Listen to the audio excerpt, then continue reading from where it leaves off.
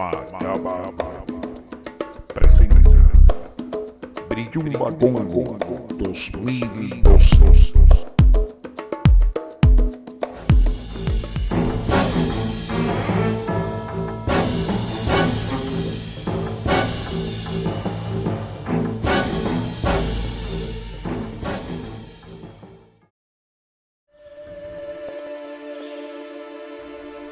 Para poder entrar en el extenso mundo del palomonte, sus ramas, sus cantos, su dialecto, cosmología, filosofía y su visión sobre la creación del mundo, debemos remontarnos a su historia.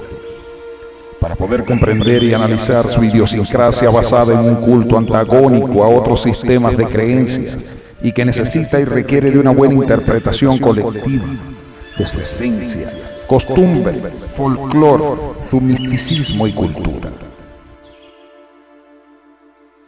Nos relata la historia desde mucho antes de las llamadas tratas esclavistas que el africano en su misma tierra ya era esclavizado por su misma raza, su misma sangre. Los clanes más numerosos esclavizaban a aquellos pueblos más pequeños o más débiles, siendo estos traicionados por su misma raza y vendidos a los portugueses y españoles como mercancía, intercambiados por cobijas, comida, licor, enseres para su consumo, convirtiendo a su misma raza en mercancía de intercambio. Solo eran para aquel entonces carne humana para la venta. Estas ventas de esclavos a los portugueses, quienes formaron o fundamentaron un papel basado en la destrucción de un continente milenario, rico y lleno de una belleza cultural, gráfica y etimológica, que al igual que al español, colocaron una marca o una cicatriz en la memoria e historia que jamás será borrado por la misma.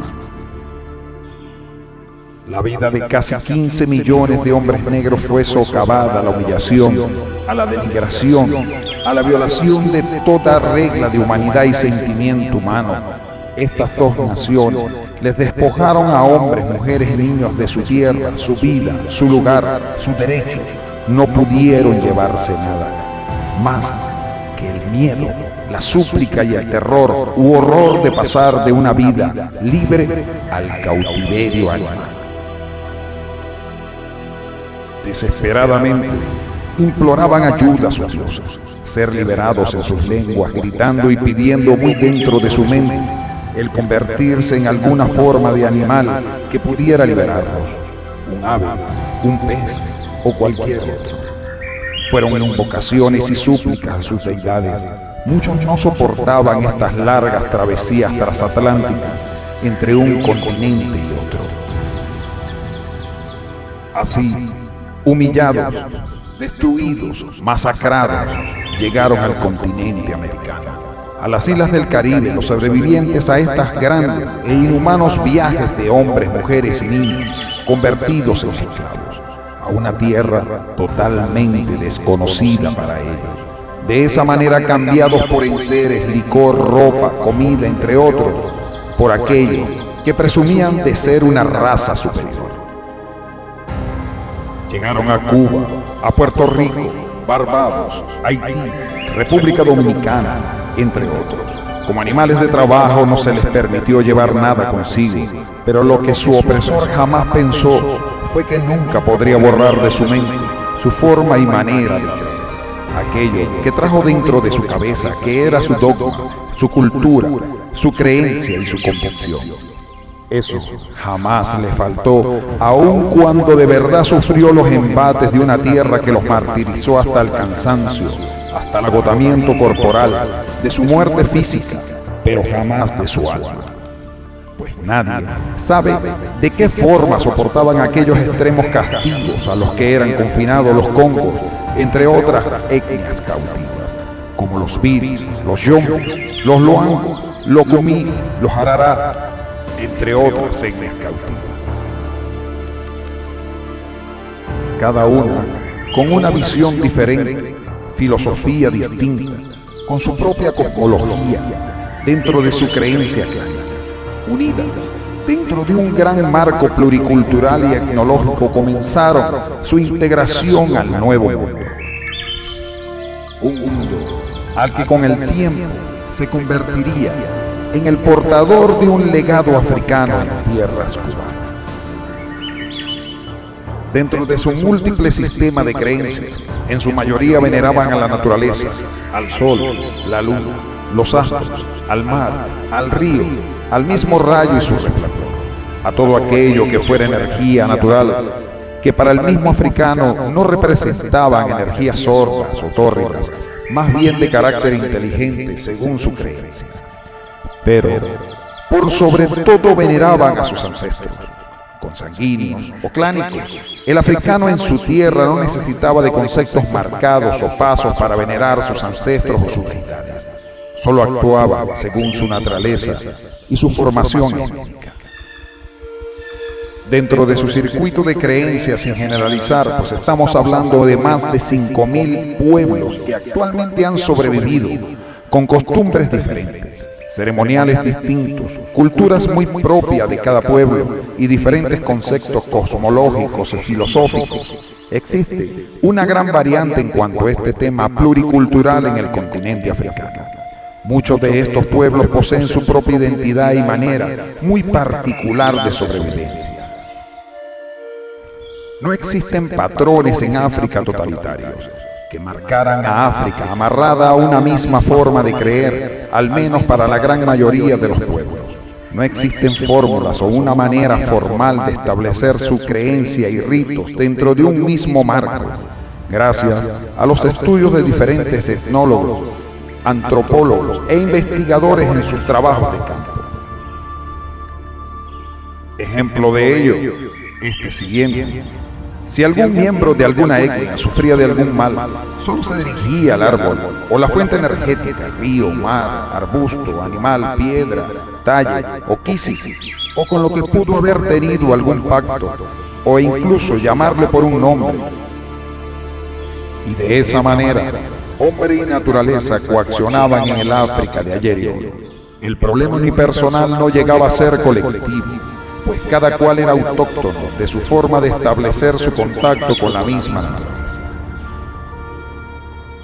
Aclaro que decir que a través del tiempo o de los años, expresar que no han habido cambios o desvirtuaciones de las culturas africanas, de su folclore, sus rituales, su etimología, dentro de la diversidad de pueblos sería mentira.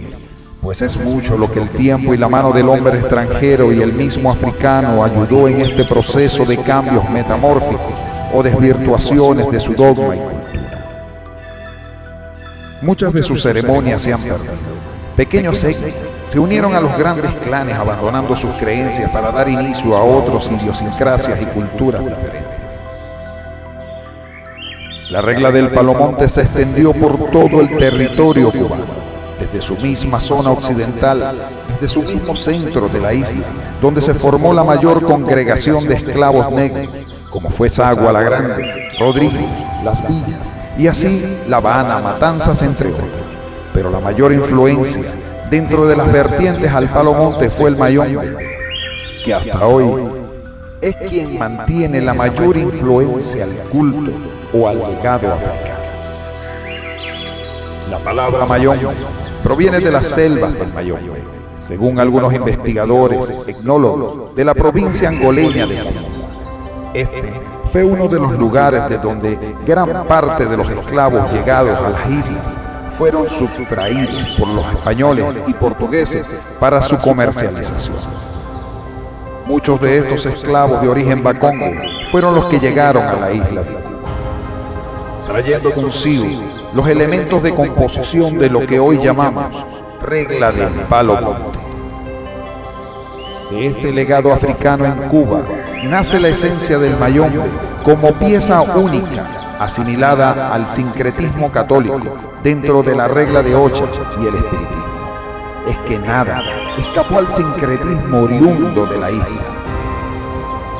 tomando lo que cada una necesitaba para su subsistencia y veneración.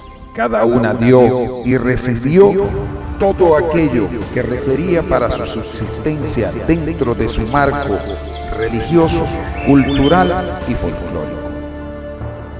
De este conglomerado pluricultural nacen tres subramas: el Mayombe, la Brillumba y la regla clanesa. Pero así como el Mayombe llega a la Brillumba Congo, de origen Bili, que eran localizados en Loango hacia la zona costera de ese lugar, procedieron numerosos esclavos a la isla. La palabra Brillumba significa Bili, que trabaja con el muerto o con el espíritu. Muchos de los ritos dentro de la Subbrahma Brillumba Congo son similares a los que se hacen en la etnia Bili y de incluso sus oráculos.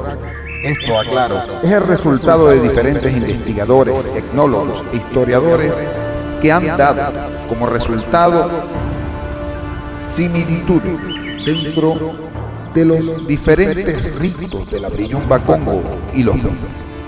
¿Quién narró para ustedes? José Castro. Tatenganga Brillumba Congo, Siete Rayo Viramundo, Tronco Ezeiba, Monte Oscuro.